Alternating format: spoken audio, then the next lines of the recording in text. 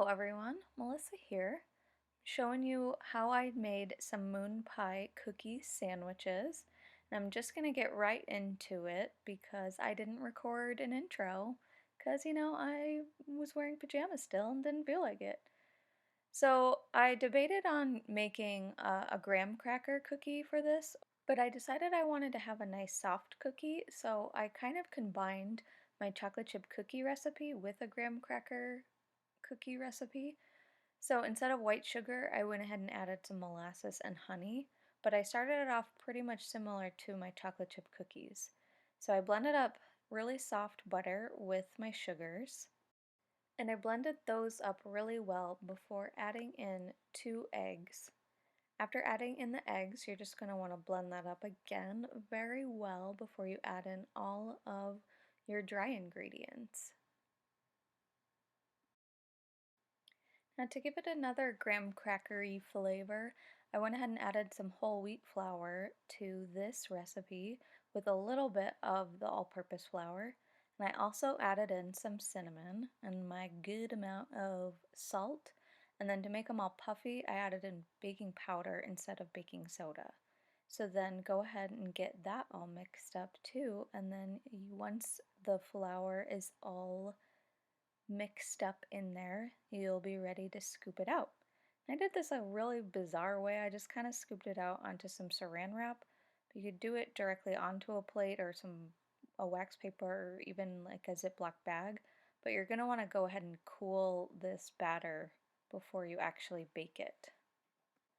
So whatever vessel you put it in, just make sure it's airtight and then put it in your fridge for about an hour. You could do it overnight if you didn't feel like baking them, but I just did it for about an hour. And then in that hour, you can also preheat your oven to 425.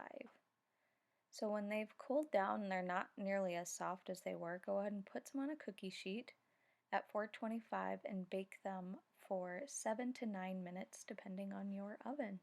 Just make sure the bottom is nice and golden brown. While your cookies are cooling, you can make your chocolate mixture. So I did a half batch here, so it doesn't look like the same amount, but do a full bag of chocolate chips or 12 ounces of chocolate, however you're dishing that up. And I just microwaved that in 30-second increments. And it took me about a minute and actually 15 seconds. Stir that all up with 2 tablespoons of coconut oil. And then you can start sandwiching all of these together with those lovely marshmallows that I made in my previous video. So this is kind of when I think I might try it again with graham crackers and actually cut them out with the same biscuit cutter I used for the marshmallows because I think they'd look a lot better. I also debated cutting these with that biscuit cutter too, but I mean, when we all ate them, none of us was mad that there was extra cookie hanging over the edge of the marshmallow. So they were pretty delicious as they were. At this point, it got kind of messy, and I was wishing I actually had more chocolate, so feel free to make more of that chocolate and melt that up. And feel free to dunk the whole cookie in, but it might get pretty messy, because then again, it's like, you can never have too much chocolate. But here I go with my batches, and I had 5 perfect little cookies for my family of 5.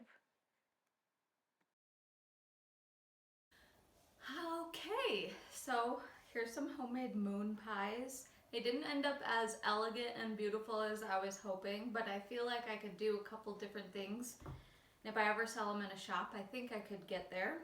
But let's try them. I'm cutting one in half because these things are massive. Look at that.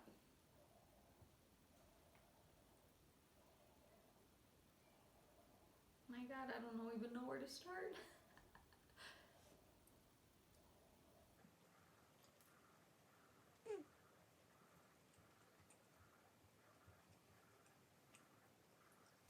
That, that is good. My kids are gonna love these.